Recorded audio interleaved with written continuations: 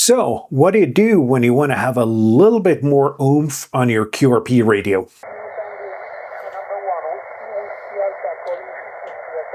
Lima Bravo 0 Foxtrot India. Well, as you saw from that clip, you add an amplifier. Hi and welcome to LB0 Fox India Norwegian Ham Ventures. I'm Morton, LB0 Fox India, and this is the MicroPA50 Plus. And just so the formalities are out of the way, AliExpress sent me this free of charge in exchange for a review. I've had this for, I guess, 3 or 4 months now. And to be honest, it hasn't been smooth sailing all the way, but I think I've ironed out most of the issues.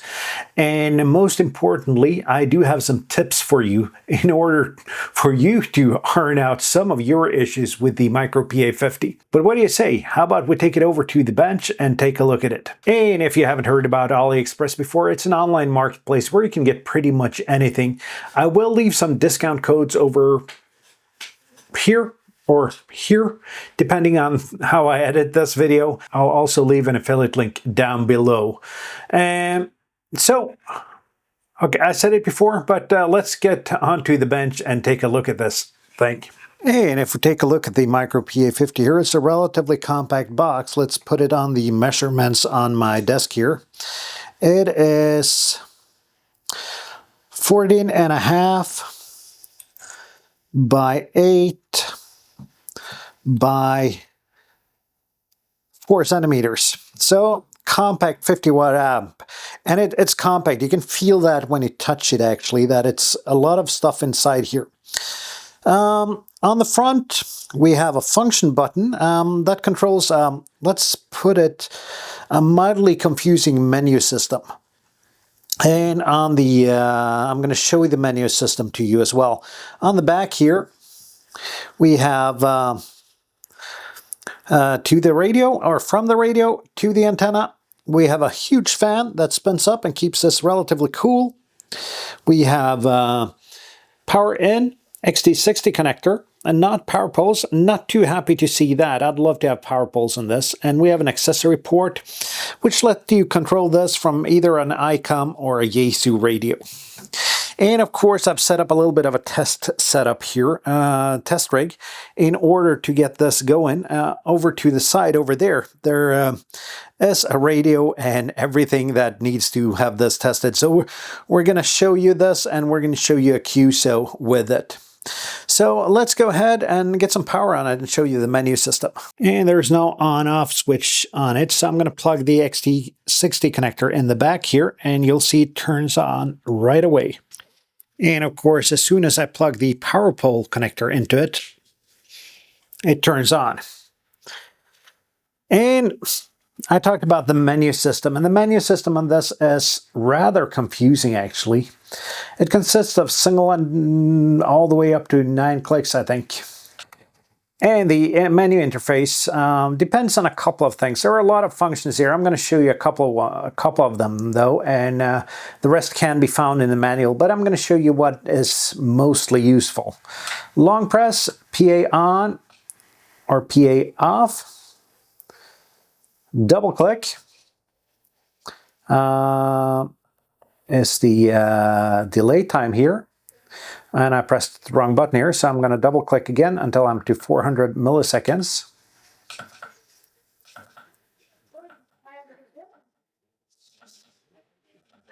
And I'm on 400 milliseconds. As you saw earlier, 3 clicks as band selection.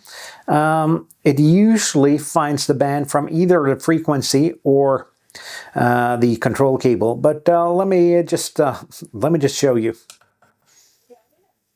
Now we're on 20 meters. Now we're on 17, and I made a wrong click here, so I'm back to a delay of 500 milliseconds here. So not the easiest user interface. I'm actually going to say, as far as Yaesu would be proud of this user interface. And then it's the issue that this amplifier suffers from common mode issues and RFI issues. I've been able to solve that, and that's also one of the reasons why it's taken me so long to get this video out. And I'm going to show you here on the bench what I've done on my cables. Then we're going to set up a bit of a test setup just to see how this thing works. I'm not going to show you the output on every band because it gives 50 watts out on every band. So you'll have to take my word for that, but I'm going to show you a QSO or two so you can see that it actually works. But let's get the test setup, or let me show you the cables and then get the test bench setup. And I actually decided to show you the test setup first, and then we'll go to the cables afterwards and show you what I've done in order to fix it. But and I'm going to turn the radio down here. This has been my test setup for this. I've also used it in the field, but it is so incredibly cold outside now that I'd rather be inside and film this. So, but this has worked both in the fields and in the shack. First of all, I got a G106 here. That's connected to the DE19 interface, which is over here. From the DE19 interface, there are two cables going to the radio and one cable going to the amplifier as a control cable. You can see here that is a XGU here, SiGu.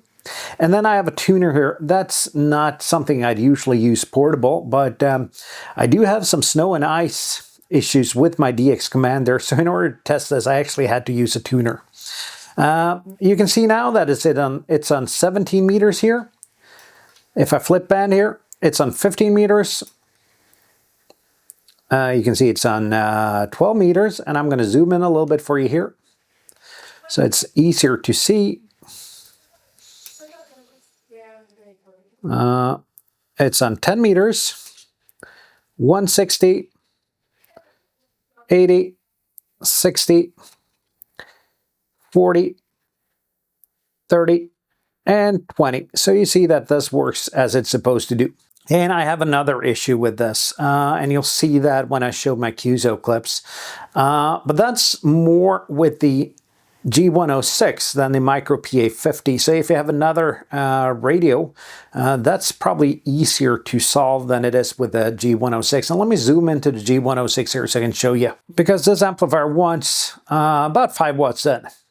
Not particularly more than 5 watts.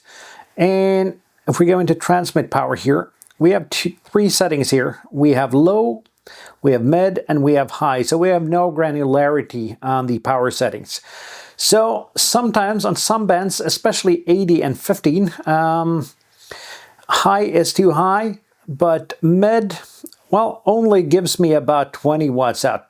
But then again, 20 watts on the amplifier is way more than 5 watts, so it's still usable. It's just not ideal. But this is an issue with the G106 and not necessarily with the amplifier. If you have a radio that can fine-tune the output power, this would be a lot less of a problem. So let me show you the cables first, and then we'll do a couple of QSOs, and then we'll draw some conclusions on what I do think about the MicroPA50 after I haven't had it for, well, 3 months, I think. So I've tested it. I've really tested it out this time in order to give you a non-biased opinion on it. And there are good things, there are bad things. So it's not the perfect amplifier, but we'll see on my conclusion. Let's take a look at the cables. And just before you see the QSOs I've made with this setup, and in all retrospect, I probably could have gone by with a lot less of these clip-on ferrites, but as you see, I've used a lot, and that has actually solved the RFI issues. Just to be specific about the issues I've had is that the band selector kind of jumps around and selects the wrong band and then the wrong bandpass filter on the amplifier. So having all of these chokes on actually helps. So my advice to you, if you're going to get the MicroPA50, remember to choke off everything. And there's actually one more thing I've choked off.